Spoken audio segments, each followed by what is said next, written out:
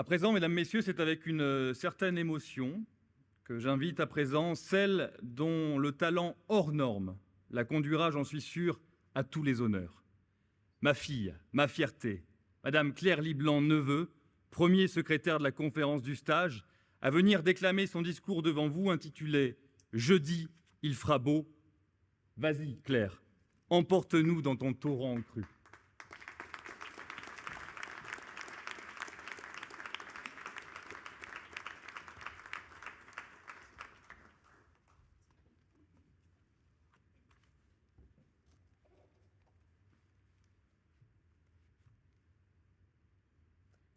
Vendredi 9 février 2024.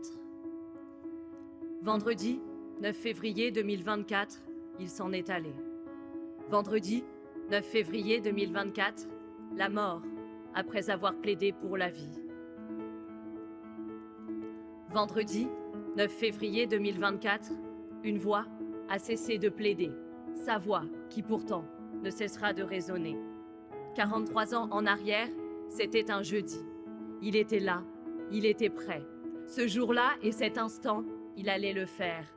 Avec le courage révolutionnaire de ces héros qui ne meurent pas, une force de caractère lui permettant d'affronter tous les revers. Dressé devant tous les parlementaires, les balcons pleins à craquer de l'Assemblée laissaient apparaître des visages d'hommes, de femmes, venus assister à la mise à mort de cette pratique exécrable et tragique. Eux ont vu la justice, baptisée d'humanité. La voix claire, ferme et assurée, il s'engagera dans la dénonciation de cette justice d'élimination, de cette justice d'angoisse décidée avec sa marge de pression. Dans l'hémicycle du Palais Bourbon, dans la salle d'une démocratie à 360, ces mots se heurtèrent, se cognèrent, résonnèrent et s'entrechoquèrent. C'est ainsi qu'il prononça un discours ancré dans le refus de remplacer un supplice par un autre supplice, un appel au cœur, un appel du cœur, à la conscience, mettant fin au débat vieux de 190 ans. Un discours dont la conviction emportera humanisation et cicatrisation, une déclaration pour balayer tous ces drames muets qui se jouaient à l'annonce des délibérés. Et puis, sous l'émotion d'une voix portée par les acclamations, sous la tension d'une voix portée par les applaudissements affranchissant cette loi, il leur fit cette injonction. Demain, voyez-vous, demain, grâce à vous, il n'y aura plus pour notre honte commune d'exécutions furtives à l'aube, sous le dénoir, dans les prisons françaises. Demain, les pages sanglantes de notre justice seront tournées. À cet instant, mesdames, messieurs, plus qu'à un autre, il avait le sentiment d'assumer son ministère, au sens ancien, au sens noble, le plus noble qu'il soit, au sens de service. Demain, vous voterez l'abolition de la peine de mort. Législateur français, de tout mon cœur, je vous en remercie. Il termina ainsi, ne s'excusa d'aucun mot, c'était un jeudi. Le lendemain, vendredi, la peine de mort fut abolie.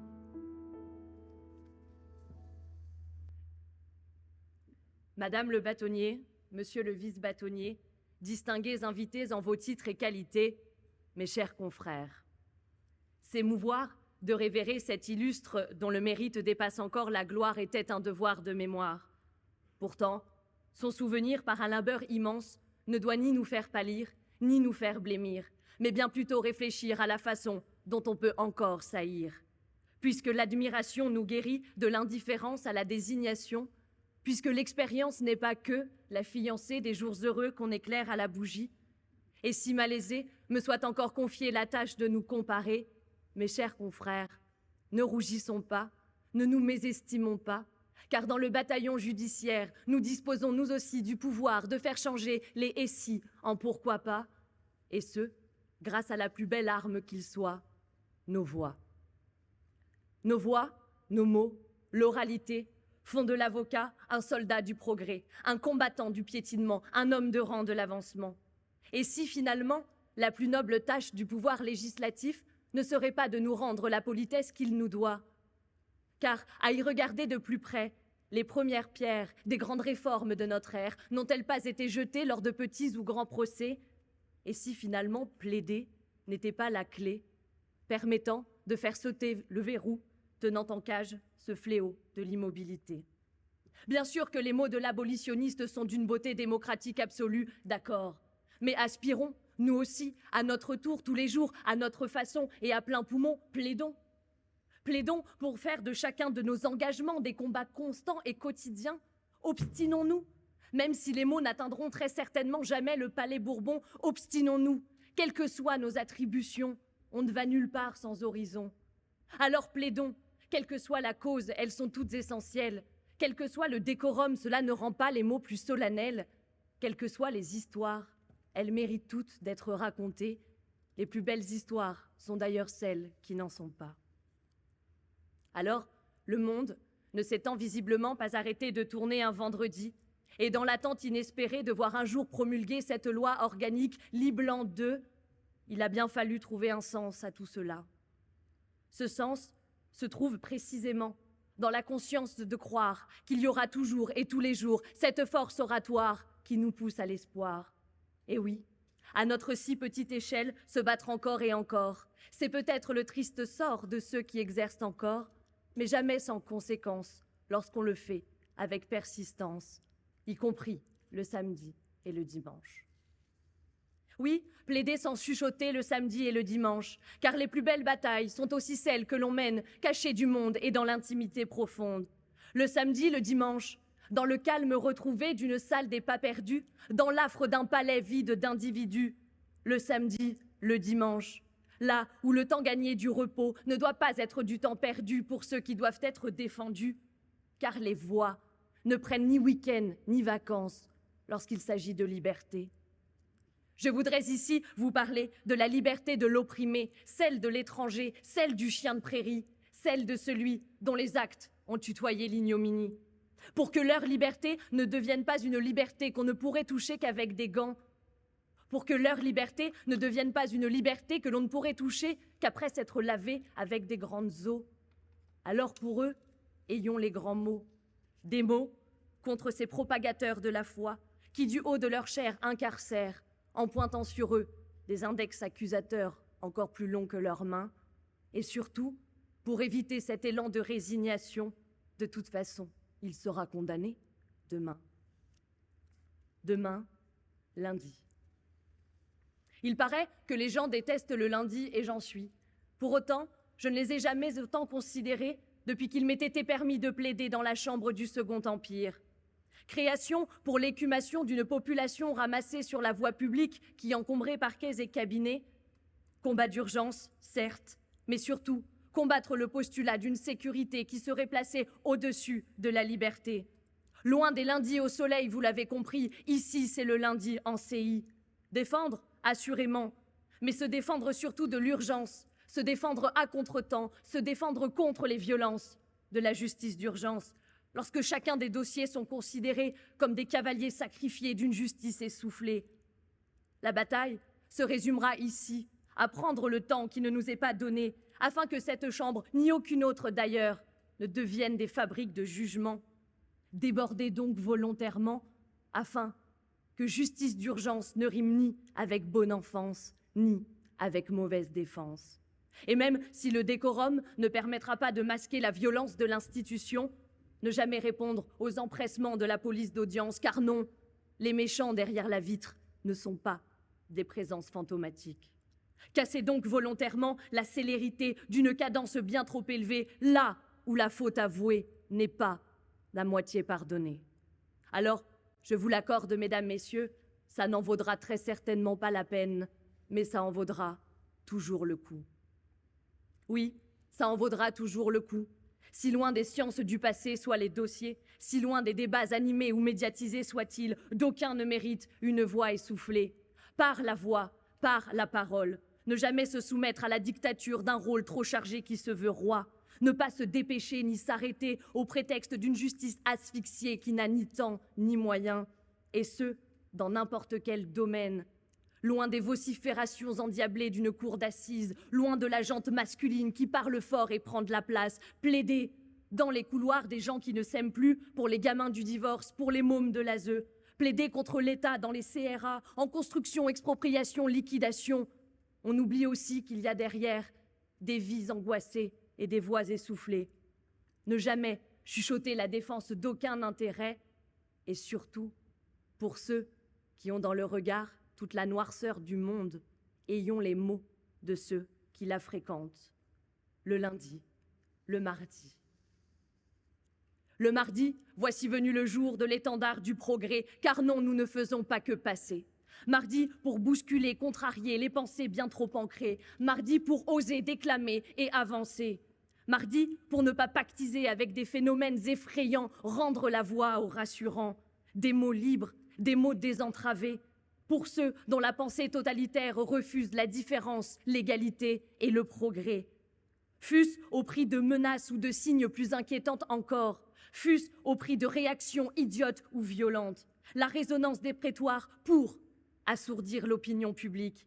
Car oui, les combats de tous les jours sont aussi ceux qui opposent le plaideur à la clameur. Plaidez donc contre la foule et ses emportements, mais toujours pour ses engagements, y compris lorsque l'avocat est conspué ou sifflé, y compris lorsqu'il est bafoué sur des chaînes de télé, y compris lorsqu'il devient une cible individuelle et personnelle, confondue avec la cause ou l'homme défendu. Livrons donc au mépris ceux qui ne comprennent pas que les mots, ce n'est pas nous, c'est ce qui nous sépare de nous. Alors mardi, mettons au tapis l'ignorance aveuglée par des propos imbéciles. Débattons-nous du berceau d'un égo dont le néant distille l'intolérance sur le front du chaos. Avoir le mérite de la difficulté vaincue, car plus le faire est douloureux, plus le faire devient somptueux. Et pour qu'enfin l'importance de ne pas se taire tire sa révérence à l'influence. Oh, l'influence, tu tombes bien. Demi-sœur de l'indépendance entre l'ordre législatif et l'ordre judiciaire, il n'est pas faux de dire qu'elle nous est chère. Avocat, au service du progrès normatif, un plaidoyer pour tout changer, aurais-je appelé ce discours de rentrée? Quand les premiers mots d'une plaidoirie édifient nos apprentissages d'aujourd'hui pour bâtir nos lendemains. Car oui, selon le soin que nous mettons dans une affaire, la fin répond nécessairement au commencement. Alors, pour les plus hésitants ou les plus méfiants, posez en principe que toutes les origines sont basses et que tous les commencements sont humbles et petits. Que tout papillon a sa chenille et qu'il faut parfois ramper longtemps pour acquérir le droit d'avoir des ailes. S'envoler ainsi, grâce à l'indomptable liberté de plaider, pour dénoncer du bout des lèvres, du fond du cœur, mes chers confrères, ces chaînes torturées, faites en papier de ministère. Car la seule chose au monde capable de raisonner, c'est bien la voix, dont l'écho se retentira du palais Bourbon à la rue Montpensier, qu'importe en tout cas, jusqu'au pouvoir centralisé.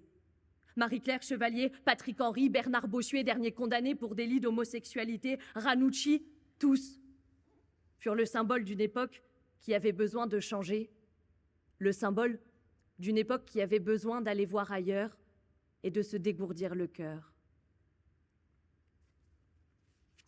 Alors, puisque nous avons la parole, prenons-la, et pour tout dire, sincère et sans censure, d'autant que nous jouissons d'une liberté dans la liberté, celle de pouvoir tout dire, l'immunité. Oui, monsieur Molins, ces mots sont à vous, le combat du verbe nu. Puisque la vie d'un plaideur risquera dans tous les cas d'être plus compliquée qu'elle ne l'était déjà, autant que cela serve à quelque chose. Et puis pourquoi mettre sa langue dans sa poche quand on peut la mettre ailleurs? L'audace, le culot, c'est aussi ça la défense. Richard Malka anoblissait ainsi le droit de blasphémer. Défenseur de dessinateurs armés de crayons, victime de fanatiques munis de calaches, il plaidait en ces termes le droit d'emmerder Dieu. Derrière ce droit se cachait en réalité le constat selon lequel ceux qui détestent les libertés ne peuvent l'emporter. Par le droit d'emmerder Dieu, on refusait ainsi que le sang des démocraties ne leur donne de l'appétit. En 2007, Jacques Vergès redoubla d'efforts dans l'effronterie pour la libération de Georges Ibrahim Abdallah, demandant en ces termes à la justice française de signifier à nos condescendants amis américains que la France n'est pas une fille soumise, en un mot, une putain. L'audace, l'effronterie, le culot, le non-conformisme sont, à n'en pas douter, de vénérables émanations de notre liberté d'expression. Elles permettent de découper des lucarnes dans les murs jusqu'à ce que leurs fenêtres soient suffisamment larges pour leurs esprits. quand l'impertinence devient aussi pertinence qu'elle ne l'ait jamais été. Mais attention, cette liberté d'oser n'est pas consubstantielle à la défense. Elle en est le symbole même. C'est donc ça l'audace. L'audace de mesurer chaque jour la valeur dissimulée dans le fait d'oser, oser essayer, oser se risquer à l'échec. Alors, je vous l'accorde. Il faudra un petit peu d'espoir pour regarder le miroir des possibles que l'on cible dans cette quête de l'indicible. Si l'errance ou le silence guette, si l'on ne se décourage que de soi-même, alors il faut relire Le Petit Prince. Quand le renard lui disait « C'est le temps que tu as perdu pour ta rose qui font ta rose si importante. » Là-dedans, mesdames, messieurs, il y a tout. Il y a Camus, il y a Sisyphe, il y a la persévérance, il y a tout, absolument tout. Et plus j'y pense, plus je m'aperçois que la seule chose qui compte concernant la quête de sens, c'est l'absorption. Être absorbé par quelqu'un, par quelque chose, être absorbé dans l'art, dans le faire, peu importe, être tellement absorbé que le tragique de l'existence humaine est remis à plus tard. Les plus belles œuvres ont toutes d'abord été des brouillons criblés de ratures, déchirés, 1000 fois recommencés. Alors comment pourrait-il en être autrement de nos choix, de nos espoirs, de nos trajectoires? Il n'est pas honteux, parfois, de devoir prendre le temps de s'arrêter. S'arrêter pour tout se commémorer. L'abolition de l'esclavage, la contraception, l'égalité, la parité, la laïcité, la dépénalisation de l'homosexualité et bien sûr l'abolition de la peine de mort. Tout avait un sens, mais ce sens ne pouvait être compris qu'au crépuscule du mardi. Mais ce n'est que le mercredi qu'on ne le comprit. Mercredi, 28 juillet 1976. Mercredi, 28 juillet 1976, Ranucci, que Dieu vous assiste, car vous êtes au-delà de la pitié des hommes. Mercredi, 28 juillet 1976, réveillé aux aurores et ignorant à quelle heure il devait rencontrer la mort. Dans le long couloir, entre sa cellule et la cour intérieure, on préparait l'horreur. Le courage manquant, les sacs de sable furent posés au sol pour étouffer le bruit des pas des magistrats. La guillotine, couverte par un voile noir, laissait apparaître les 3 marches pour monter à l'échafaud. À ce moment, seul le supplicié avait une gueule d'être humain, tous les autres avaient des gueules d'assassins. La honte, comme seul sentiment commun, son avocat le tena une dernière fois par le cou et lui demanda s'il avait envie de se confesser. Il répondit non. Et puis, dans un mutisme fracassant, 3 bruits vinrent saigner le silence. Un premier bruit sourd, le corps du supplicié que l'on place. Un second bruit de catastrophe, le couteau qui s'abat. Puis un troisième, le plus atroce, le bruit du seau d'eau lancé sur la machine pour laver le sang de ce gamin de 21 ans. Ce mercredi, tous avaient envie d'arrêter ce scénario hideux, mais aucun n'en avait le pouvoir, car ce pouvoir-là, en réalité, ne se jouait que dans les prétoires. Les prétoires, espoir d'un jour nouveau, car il nous reste encore à réconcilier une époque qui la sépare de ceux qui l'évoquent. Le sens du progrès ne cessera jamais. Il doit l'être grâce à des voix criantes, brûlantes, hurlantes, mais jamais murmurantes ou chuchotantes, car ces lendemains qui chantent ne se feront qu'avec des magistrats qui ont entre leurs mains l'air d'un monde fini. Alors oui, pour ces magistrats qui ont un courage de liberté, ces parlementaires le courage de voter, pour que Témis enlève enfin son bandeau sur les yeux, pour ceux qui n'y croient plus, ou peut-être encore un peu, pour les murmures de défense le samedi, le dimanche, pour ces lundis d'urgence, ces mardis d'avance, ces mercredis d'offense.